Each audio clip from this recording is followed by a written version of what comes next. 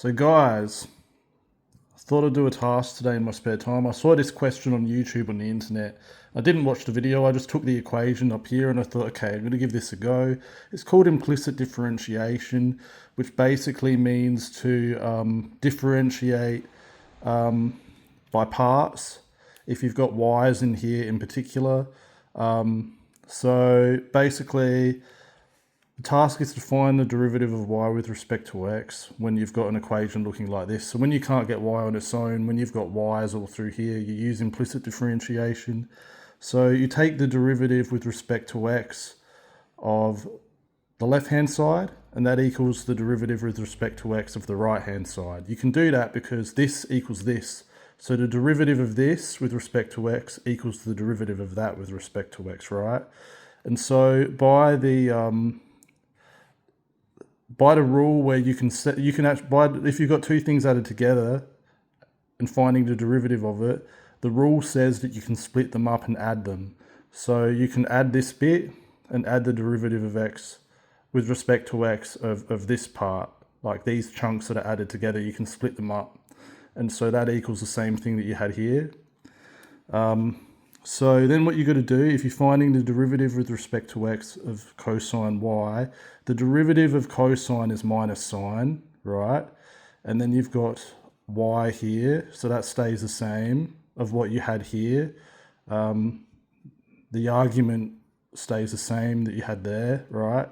And then because you're taking the derivative with respect to x, you have to follow it up with the dy dx because this is y. So that's the rule. It's actually the chain rule. It's an application of the chain rule. It's just like a shortcut application of it.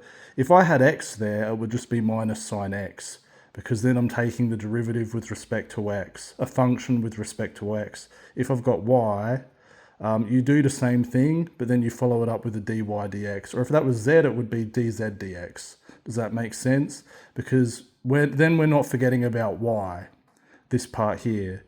So the derivative of this bit in here, otherwise you'd have a 1 there, wouldn't you? It'd just be 1, so it wouldn't matter. You can still use the chain rule if that was x, that would just be 1, and that would be minus sine x. So we don't forget about this bit. That bit still has to be applied by the chain rule if there's a function here with this here. So in short, that's what you have to do. That's just the quick way to remember it, right? Same goes here. 3y squared, so you drop the power down, take 1 off the power when you differentiate. Again, because that's y, you follow it up with a dy dx. And the derivative with respect to x of e to the x is always the derivative of itself. So just e to the x is always the derivative of itself, so it's just e to the x. So simply, we had to find that at the start.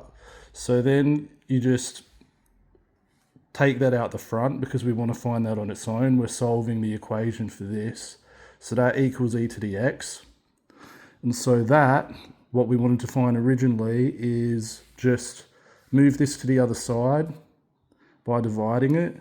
And you have e to the x over 3y squared takes sine y. So that's your answer for the derivative of y with respect to x, people. So, yeah. God reckons I'm a maths wanker. That's what he just said. He reckons I'm a maths wanker.